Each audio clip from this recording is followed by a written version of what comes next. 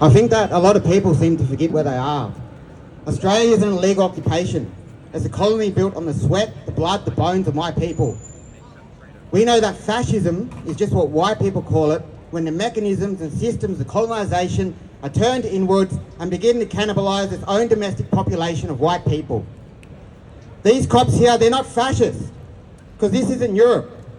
They're an occupation force, upholding the illegal apartheid state of Australia. Let's start using the right terminology.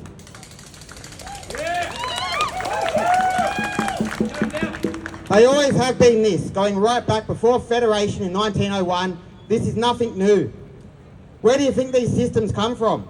The cops here originally began as death squads to enact genocide and terrorism against the true and rightful owners of this continent.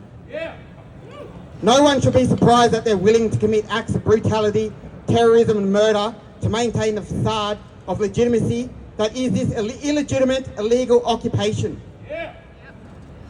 Make no mistake, you all live in the big West Bank here in Australia.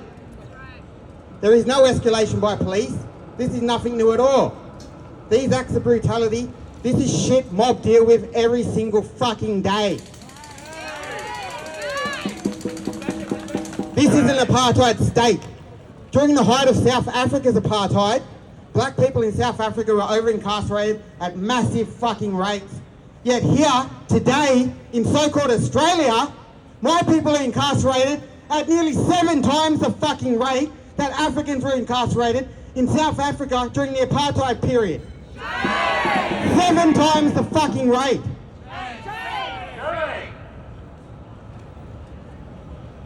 To be expected though, South Africa's own apartheid system was modelled on Australia, modelled on the Queensland White Australian policy to be specific. I remember back in the 90s as well, when we had all these so-called progressive and unionists all rallying against South Africa's apartheid. Where were these same people for the apartheid happening just down the fucking road from their house? On top of that mass incarceration, our people are still summarily executed by cops and vigilantes. They're still flogged and abused and dumped on the side of the road somewhere in the middle of nowhere.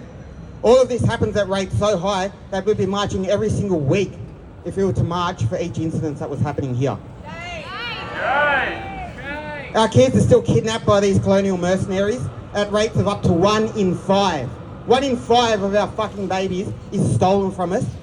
And 3/4 of those babies that get adopted out are adopted out to white settlers, continuing the fucking acts of assimilation, the cultural genocide, the erasure and the disruption of our communities. The real extent of state brutality isn't happening at protests. It's happening out in the missions and reserves. It's happening in the low-income suburbs. It's happening in predominantly Aboriginal and black communities, where our people trying to go about their daily lives are subjected to police brutality. We can't drop our kids off at school or go shopping at fucking Woolies without being subjected to police brutality. That's the reality that we live in here in this colony. I say this next part with all due respect to the organisers. But this message, this demonstration carries the message of cops out of protest. And with all due respect, I disagree. Not because I think that cops should be here, not that I think they should be anywhere in this colony. I disagree because I know that they don't actually give a shit about our demands. They never have and they never will. Not so long as our demands are being served up in a way that is palatable and passive, in a way that tries to appeal to the conscience and the morals of an illegal apartheid settler occupation that has no conscience and no morals. I disagree because I know that you don't beg your abuser to stop abusing you.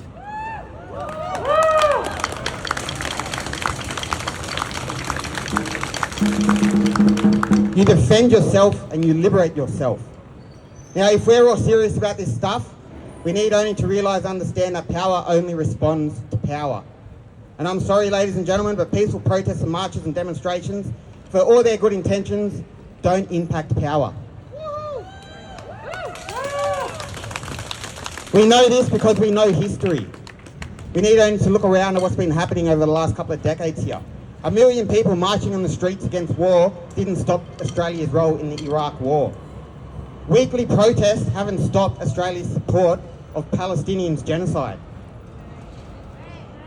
Hundreds of rallies, protests, marches and demonstrations, even royal commissions has not stopped our mass over-incarceration or our deaths in custody rates.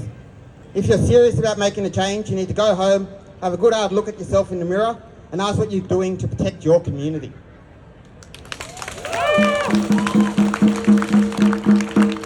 You need to ask yourself why you don't show up the frontline actions initiated by mob, and not just the actions in cities, but out in the rural and the regional and remote areas.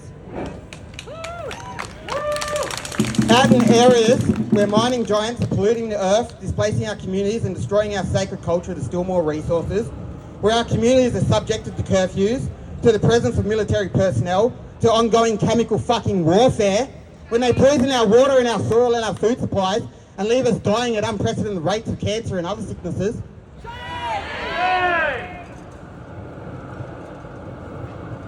I want people to ask, are you willing to not just come out to marches, but are you actually willing to learn?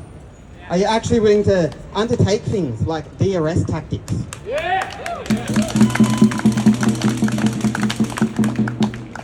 Do you know how to help your friend and how to help decontaminate them if they've been sprayed with pepper spray? How many people out in the crowd know how to do that?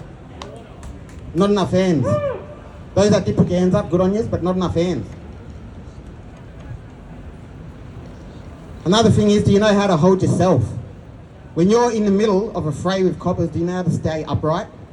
How to defend yourself? Do you know self-defense? Are you willing to go out and learn self-defense and practice it to protect your community?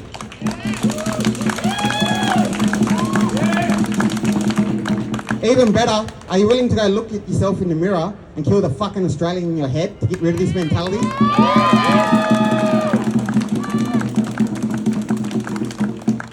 Because if you're not willing to do any of these things, sorry, but you may as well just go home now. Pack it up, go home, because nothing's going to fucking change until we make the change.